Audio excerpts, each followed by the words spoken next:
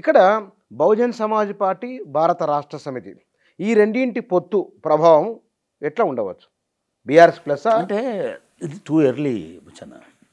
ఇద్దరు అవసరం కోసం పోయినారు. నాకు ఆశ్చర్యం వేసిందంటే ఎవరి అవసరం కోసం కలిశారు. ఇది అసెంబ్లీ ఇందాక చెప్పుకున్నది అసెంబ్లీ ఎన్నికలు కాదు, దీనిలో ఓడిపోయినా గెలిచినా పెద్ద ఫరక్ పడేది ఏం లేదు. అంటే ఇంత ఆతృత పడాల్సిన అవసరం లేదు ఇవాళ. ఎందుకంటే మీకు 5 నెలల టైం ఉంది మళ్ళీ పునరుజ్జీవం చేసుకోవడానికి, మళ్ళీ రంగప్రవేశం చేయడానికి. ఇది ఏదో ఒక స్వల్పకాలిక ప్రయోజనం కోసము వచ్చినటువంటి పొత్తుగానే నేను భావిస్తున్నాను, కానీ ఇది శాశ్వత పొత్తు అని నేను అనుకోవట్లేదు. దానికి రెండో కారణం ఏంటంటే బీజేపీ ఎప్పుడు కూడా శాశ్వత పొత్తులతోటి ఇప్పటి వరకు, బీఎస్పీ ఇప్పటి వరకు ఈ 30 ఏళ్ల ప్రస్థానంలో ఎక్కడ శాశ్వతంగా ఏ మనిషితో లేదు, ఏ మనిషితో దీర్ఘకాల కాపురం చేసినటువంటి సందర్భం లేదు. ఎన్నికల వరకు మాత్రమే ఉంటుంది. నేను రెండు విషయాలు చాలా స్పష్టంగా మాట్లాడుకోవాలి. బీఎస్పీ అనేది తెలంగాణలో వేళ్ళు అనుకునే అవకాశం లేదు అని మేము గతంలో మీతోటి కూడా 30 ఏళ్ల కింద కన్షీరామ్ గారు వచ్చిన సందర్భంలో కూడా నేను స్పష్టంగా రాశాను, మాట్లాడాను. ఎందుకంటే దానికి కారణాలు చెప్పాను. ఇది యూపీ కాదు, ఇది పంజాబ్ కాదు, ఇది బీహార్ కాదు.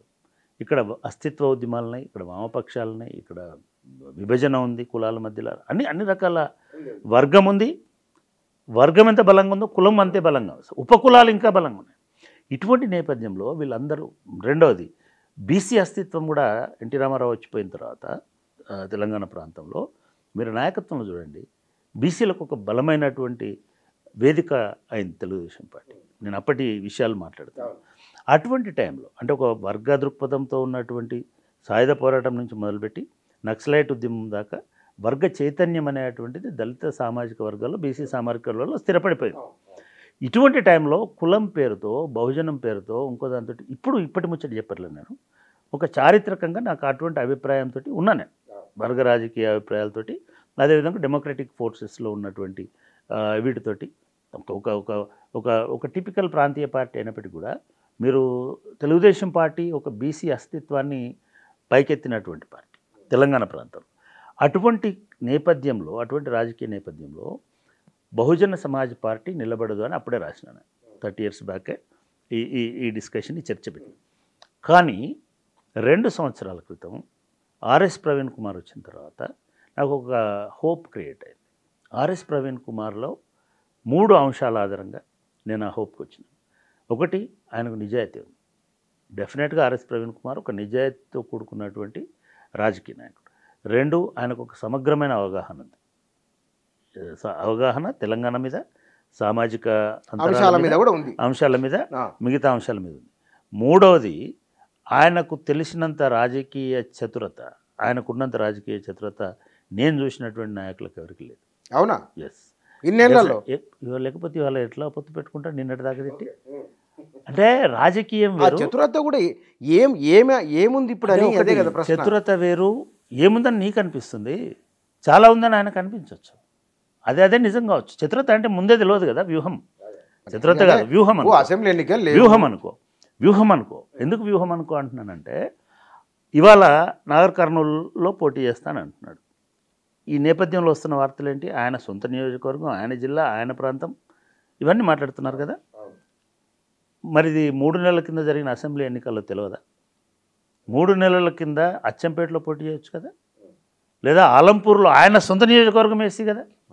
అక్కడ మీరు ఒకటి గమనించండి, అంటే రాజకీయ చతురత, వ్యూహం రెండు ఎట్లా ఉంటాయంటే, రాజకీయ నిజాయితీ, రాజకీయ ప్లెయిన్ పాలిటిక్స్ అంటేనేమో, అవును నా ఊరిది, నేను ఆలంపూర్లోనే చేస్తా, నేను ఇక్కడ పుట్టి పెరిగినోని, నీ బిడ్డను అని ఎన్నికలకు పోలే ఆయన. ఎక్కడికి పోయినాడు? ఒక 500 కిలోమీటర్ల దూరంలో ఉన్నటువంటి ఆదిలాబాద్, మహారాష్ట్ర బార్డర్కు పోయినాడు. ఆయనకి ఏదో ఉంటుంది అక్కడ, క్యాలిక్యులేషను, బలము, బలహీనత, ఈ లెక్కలన్నీ ఉంటాయి. ఇవి ఎవరు ఊహించలే. అక్కడ పుట్టేనే పోలే.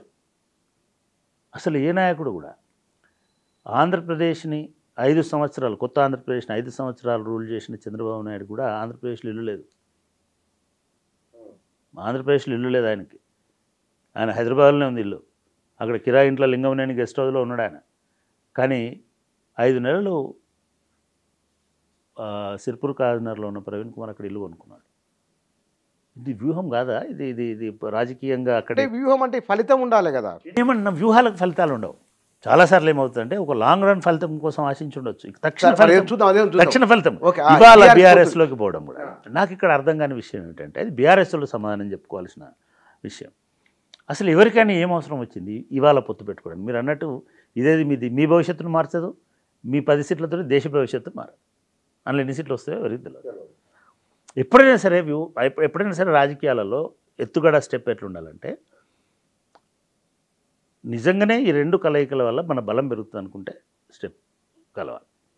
నిజంగానే అసెంబ్లీ ఎన్నికల ముందు కనుక ఈ అవగాహన కలిగి ఉంటే, అసెంబ్లీ ఎన్నికలకు ఒక 6 నెలల ముందు కనుక కలిగి ఉంటే ఇంత డ్యామేజ్ జరగకపో. నెంబర్ 1 ఇంత డ్యామేజ్ జరగకపోగా ప్రవీణ్ కుమార్ గారు 3 నెలలు టీఎస్పీఎస్సీ అనేటువంటి అంశం మీద మిమ్మల్ని, మీ కుటుంబాన్ని, మీ నాయకులని, మీ కొడుకులని, మీ కూతురు ఇంతమందిని బయటికి లాగాల్సిన అవసరం ఉండకపోయేది.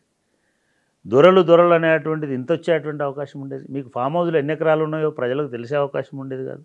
ఇట్లా చాలా తప్పులని మీరు, చాలా రకాలైనటువంటి నిందలని మీరు, లేదా విమర్శలను ఇంకొక రకంగా చెప్పాలంటే మీరు అవాయిడ్ చేసిన వాళ్ళు అది మీ చతురత అనిపించుకునేటువంటి. కానీ అప్పుడు తన వాగ్దాటిని, తన దీన్ని పర్ఫెక్ట్గా పెట్టినటువంటి ప్రవీణ్ కుమార్ గారు మరి ఇప్పటి వరకు కూడా మీరు ఫోన్ చేసి ఆయన్ని పిలుచుకున్నారా? ఆయన ఫోన్ చేసి మీ దగ్గరకు వస్తా అన్నాడా? తెలియదు. రెండవది, దీనివల్ల నిజంగానే సాధించేది ఎందుకు లేదు ఏమంటే మీకు ఉన్న టైం నిలగొట్టలేదు. మీ పొత్తుని హార్డ్ కోర్ దళిత బహుజన వాదులు మీరు సోషల్ మీడియాలో చూస్తున్నటువంటి దాన్ని బట్టి కానీ, మీతో కలిసి ప్రయాణం చేసినటువంటి భుజం కలుపుకొని ప్రయాణం చేసి ఈ దొర మదం అనచాలని మాట్లాడినటువంటి ఐఏఎస్ ఐపీఎస్ ఆఫీసర్లు మాజీలు కానీ, దళిత ముఖ్యమంత్రి డైలాగ్ కూడా వాడినరు వాళ్ళు కానీ, వీళ్ళు ఎవరు హర్షించట్లేదు. కానీ ఇది ప్రవీణ్ కుమార్కు ఉపయోగపడుతుంది లేదా బీఆర్ఎస్కు ఉపయోగపడుతుందని వాళ్ళు నమ్ముతున్నారు. అంటే బహుజన్ సమాజ్ పార్టీ సిద్ధాంతాన్ని ఆయన ఇంప్లిమెంట్ చేస్తున్నాను, నేను కొత్తగా చేస్తున్నది ఏం లేదని చెప్తున్నాను. ఎందుకంటే కన్షీరామ్ గారు కూడా మీరు ఎట్లా పోతారో తెలియదు, ఏదో రకంగా పార్లమెంటుకు పోవాలి.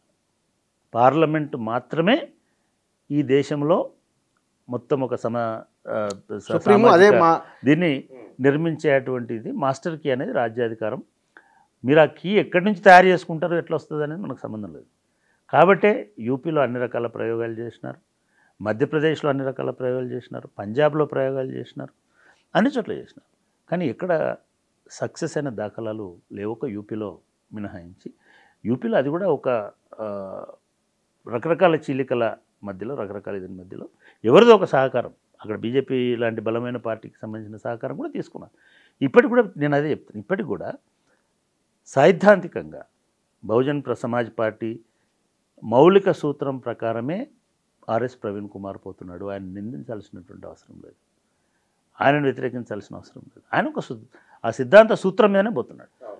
ఎందుకు అంటున్నానంటే ఇవాళ తెలంగాణలో కాంగ్రెస్ పార్టీ తర్వాత బీఆర్ఎస్ఏ బలమైన పార్టీ. ఈ రోజుకు క్యాడర్ వైజ్ చూసుకున్నా, నంబర్ వైజ్ ఇన్ అసెంబ్లీ చూసుకున్నా, రిసోర్సెస్ వైజ్ చూసుకున్నా, ఏ రకంగా చూసినా బీఆర్ఎస్. కన్షీరామ్ గారు అప్పుడే చెప్పినాడు ఎవరి దగ్గర రిసోర్సెస్ ఉంటే వాళ్ళతో పొమ్మని. దాని గురించి మనం వరి అవ్వాల్సిన అంటే ఇటు రిజర్వ్స్ ఇటువైపు వచ్చేసినట్లు అంతే. అంటే ఆబ్వియస్గా అది సిద్ధాంతం ఆ పార్టీది, ఆ పార్టీ సిద్ధాంతం. నెగోషియేట్ చేసుకొని 3 పార్లమెంట్లో 2 పార్లమెంట్లో తీసుకోండి అనుకోండి. రెండో వైపు నుంచి కేసీఆర్ కూడా బీఆర్ఎస్ కూడా వాళ్ళ స్ట్రాటజీ మనం ఇందాక ముందు చెప్పుకున్న ఈ అంశాల వల్ల వాళ్ళకు నాయకత్వం లేకుండా పోతుంది కదా. వాళ్ళకు పోటీ చేస్తామని చెప్పినటువంటి నాయకులు, మీరు మన పక్కనున్న చేవెళ్ళనే తీసుకోండి, ఆయన సిట్టింగ్ ఎంపీ అక్కడ చేవెళ్ళలో 5 ఏళ్ళ నుంచి ఉన్నాడు. అంతో ఇంతో పైసలు ఉన్నాయి, పాపులారిటీ ఉన్నది రంజిత్ రెడ్డికి. ఆయన ఎందుకు దాక్కుంటున్నాడు? వద్దని ఎందుకు వద్దని చెప్తున్నాడు? సో అటువంటి చోట ఎవరో ఒకరు బీఎస్పీ నుంచి పెడతారు. ఇది బీఎస్పీకి ఉపయోగమే కదా, బీఎస్పీకి ఉపయోగమే కదా. తక్కువ ఖర్చుతో ఎక్కువ పాపులారిటీ ఉండడం, తక్కువ ఖర్చు, రకరకాల దీనిలో ఖర్చు భయం ఉండదు. ఒక పెద్ద పార్టీకి పోతే, రిసోర్సెస్ ఉన్న పార్టీకి పోతే ఇది వాళ్ళకు కూడా ఇజ్జత్గా సవాల్ కదా. వీళ్ళిద్దరు కలిసినా కూడా ఓడిపోతే కష్టం కదా మరి ఇప్పుడు.